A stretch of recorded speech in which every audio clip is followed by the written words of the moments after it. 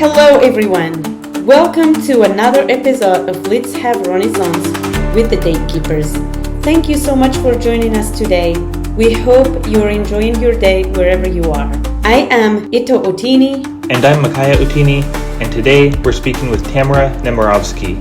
Tamara is an award-winning filmmaker whose 2023 documentary, Second Chances, follows the harrowing journeys of four individuals striving to recover from addiction in the midst of the COVID-19 pandemic. Tamara earned her MFA in computer animation on a Fulbright scholarship in 2002. She now holds a faculty position at the University of South Florida.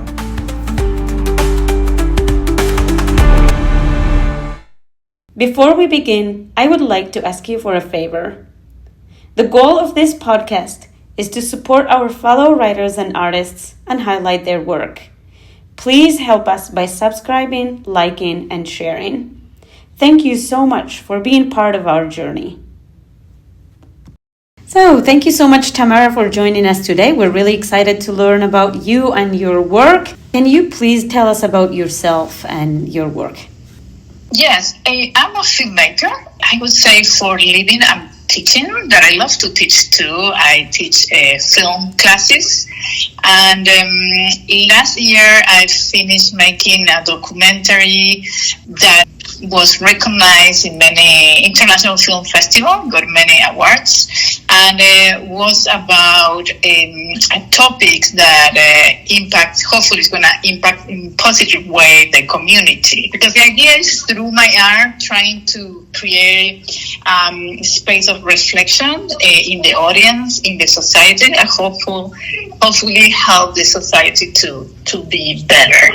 In this case, this documentary was about four people that were finished their recovery treatment from drugs abuse, substance abuse. And when they go out to look for a job, nobody wants to hire them. So I follow their journey, and they get to a non-profit that give them the second chance or opportunity to get some skill. So when they finish the program, they can go outside and go back to the society and hopefully get hired after they've been hired for the first time and show that they can do it. And how did you meet those people? Like, what brought your attention to specifically those four people? I was looking, when I started working in my documentary, I was working on other topics that didn't work out at the end because I couldn't agree with one of the participants, the main participant, so I decided to shift topic. And I was looking to do something, as I said before, that create a good impact in the community. And at that moment, the company of my husband, that they do marketing, and he told me about this non-profit that is called the Portico, about what they do. So I thought that was very important, their mission. So I agreed to meet with the director of this area. And we get along well. And then he introduced me the people who worked at the cafe, who were working at the cafe at that moment. Because I needed to have like a common element between the participants. So in that way I can structure the story. The common thing that I were doing was working in the cafe, and this cafe was helping them to come out from that situation of addiction and give them the second opportunity to train them in the workforce and also give them psychological support for them to succeed and to go back to the community. When I was presenting the film, many people came to me telling me how important is the message, because all themselves, or they knew somebody that had been through the same situation, and when they see this film, they feel that they can do it too. They can really succeed in their lives in a way, leaving behind all the addictions. And how did you become a filmmaker? how do I become a filmmaker? I used to watch thousands of movies with my parents, like going to the movie theater in Argentina and start the movie at 4. In that moment, you could see 2 movies, one after the other. So we get on Fridays to the movie theater. We get in at 6 and we finish at 10 or 11 watching one movie after the other. So I guess the love for movies came from my parents. When I have to choose career, when I finished my high school, I chose film and as well graphic designer. But film was so much fun that I stick with film. When you make a documentary, you find sometimes you have so much material that you don't know what to do. You really have to exercise your creative muscle to be able to create a story, a compelling story. It's not an easy task, and you put a lot of your creativity to really transmit these feelings that these people went through or they're going through.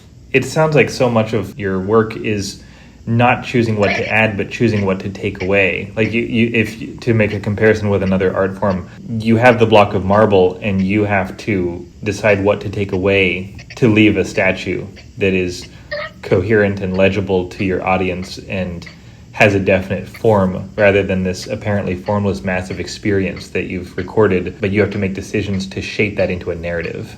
Yes, and also there is a skill when you interview somebody for a documentary. You have to learn to wait for the person to tell you what he or she needs to tell, and give you the time for those feelings to come out to the surface in a way, so you can capture that with the audio and with the camera.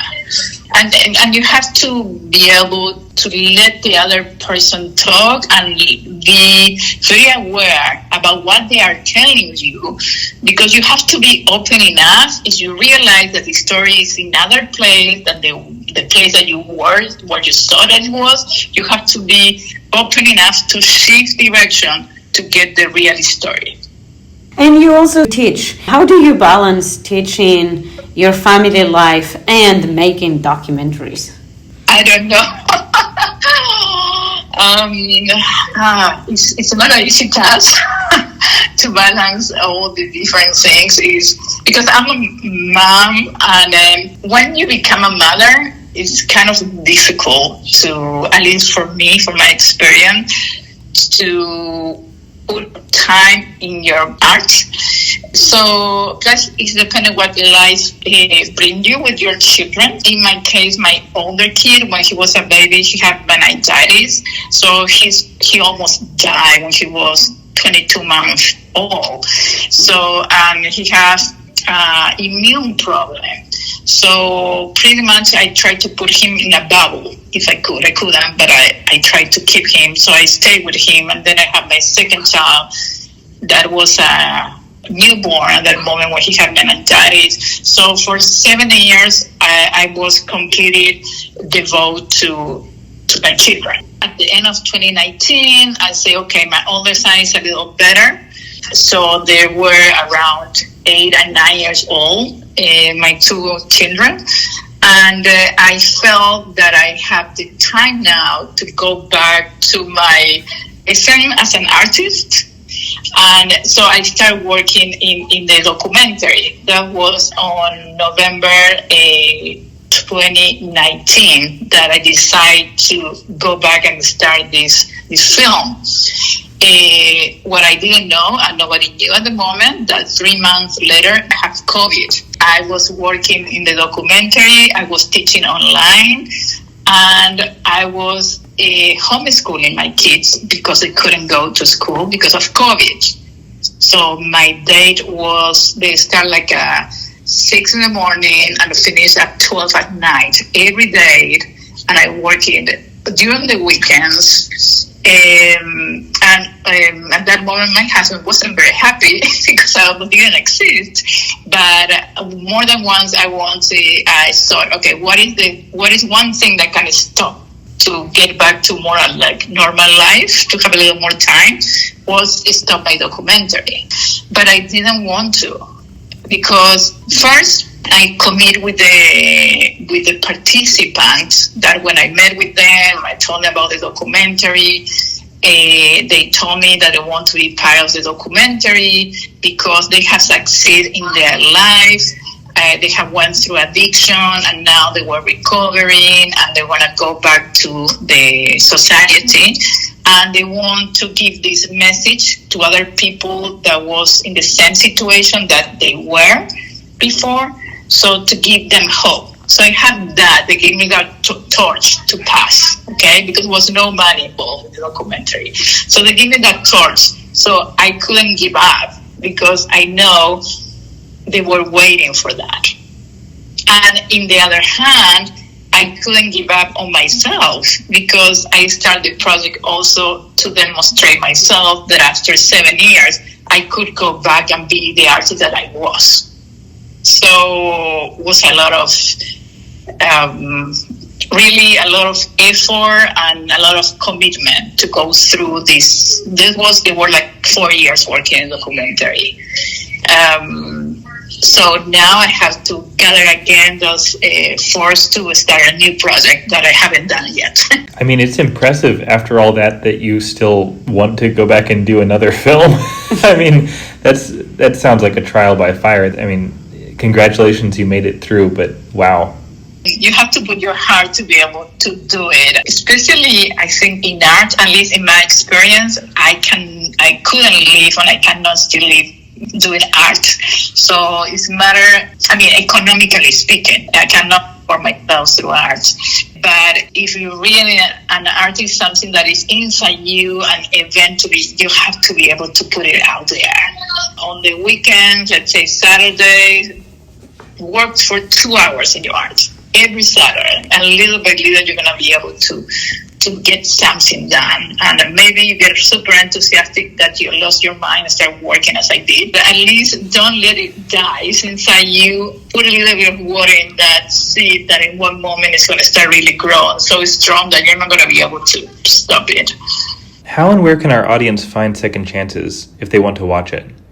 I just uploaded it to YouTube. So in that way, you can promote it, so probably more people see it, better it is, and more people learn about the possibility of the chance to really overcome the addiction in this case. No? Through work, because none of these participants was easy. And they really went through different situations, and they really, through their strengths, were able to overcome obstacles to get where they are, so they were. Tamara, thank you so much for coming on our podcast and sharing your work and theirs with us. We really appreciate it. We really appreciate your time. Keep up the great work.